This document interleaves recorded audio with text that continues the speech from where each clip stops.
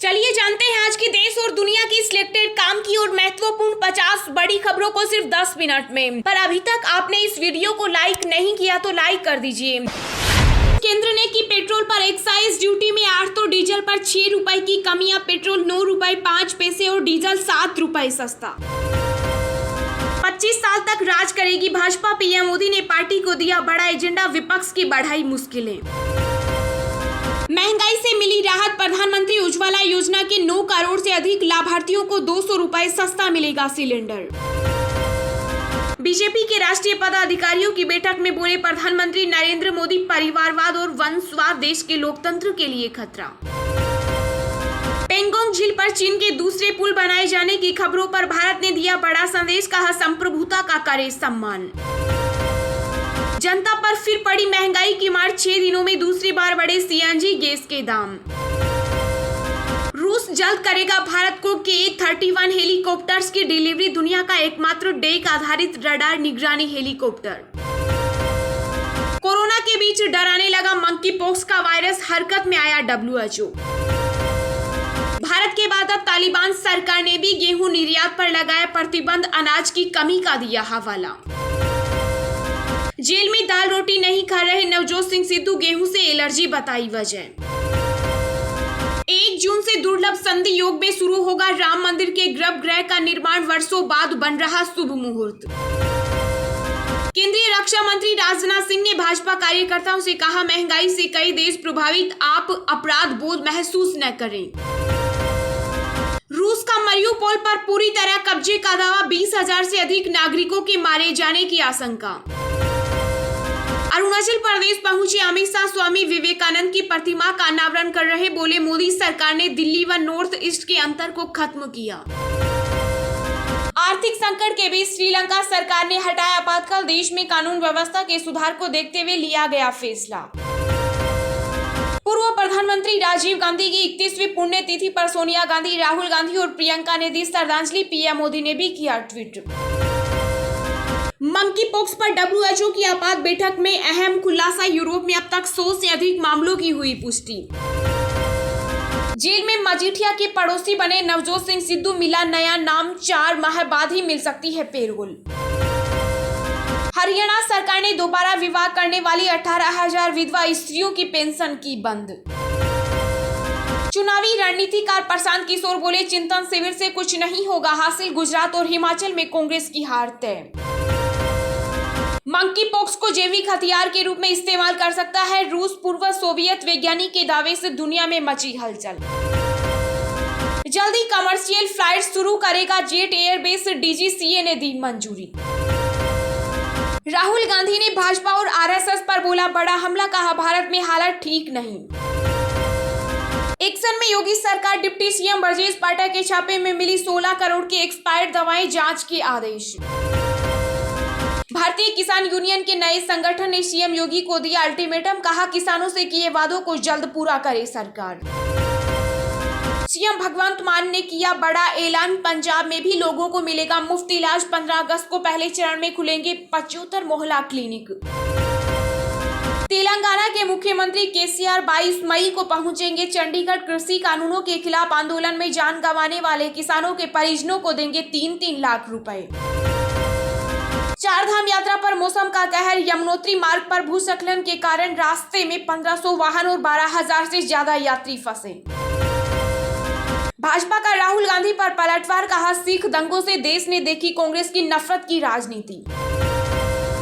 राजस्थान में बीजेपी मोदी के चेहरे पर चुनाव लड़ेगी, बीजेपी प्रदेश अध्यक्ष सतीश पूनिया ने दी जानकारी। राहुल गांधी ने पीएम सरकार पर साधा निशाना, कहा पेंगोंग झील के पास दूसरा पुल बना रहा, चीन सरकार सिर्फ निगरानी ही कर रही। सुप्रीम कोर्ट से हरी झंडी मिलने के बाद नीट PG परीक्षा, आज लगभग 2 लाख स्टूडेंट्स होंगे शामिल। जम्मू कश्मीर में नवंबर-दिसंबर में हो सकते हैं विधानसभा चुनाव, 90 क्षेत्रों में अगले माह से तैयार होगी मतदाता सूची। राजस्थान के सीएम अशोक गहलोत ने दी किसानों को राहत, कृषि यंत्रों की खरीद के लिए मिलेगा अनुदान। यूपी के सीएम योगी के आदेश के बाद गोरखनाथ मंदिर ने हटाए लाउड स्पीकर। डॉक्टर के लिए ICICI लोम्बार्ड लाए स्पेशल बीमा प्लान, मिलेगी फाइनेंशियल सिक्योरिटी। घोटाले में ब्रोकरों पर सीबीआई का शिकंजा, दिल्ली मुंबई समेत 10 से ज्यादा ठिकानों पर पड़े छापे। राजस्थान के मुख्यमंत्री गहलोत का बड़ा फैसला, मंत्रालय संवर्ग में पदोन्नति के लिए सर्जित होंगे 8,400 पद। पूर्वी चीन सागर में ड्रैगन की गतिविधियों से जापान नाराज, प्रधानमंत्री किशिदा बोले कुछ भी गलत बर्दाश्त नहीं करेंगे। बोइंग को मिली बड़ी कामयाबी, बिना चालक के नया स्टार लाइनर क्रू कैप्सूल पहली बार अंतरिक्ष में पहुंचा। देश में कोरोना के नए मामलों में फिर हुआ इजाफा, बीते 24 घंटों में मिली 2,323 नए मरीज, संक्रमण से 25 लोगों ने गंवाई जान। पंजाब के मुख्यमंत्री भगवंत मान की लोकसभा सीट संगरूर से चुनाव लड़ सकते हैं सुनील जाखड़। गुजरात में नरेश पटेल की चुनावी चेहरा बनाने की कांग्रेस की तैयारी, सोनिया गांधी से मुलाकात के बाद होगा ऐलान। छत्तीसगढ़ के पूर्व मुख्यमंत्री डॉक्टर रमन सिंह ने राहुल गांधी को बताया नॉन प्लेइंग कैप्टन। बिहार में आंधी तूफान, बिजली गिरने से 33 लोगों की हुई मौत, पीएम मोदी ने जताया दुख, कहा बचाव कार्य में जुटा है प्रशासन।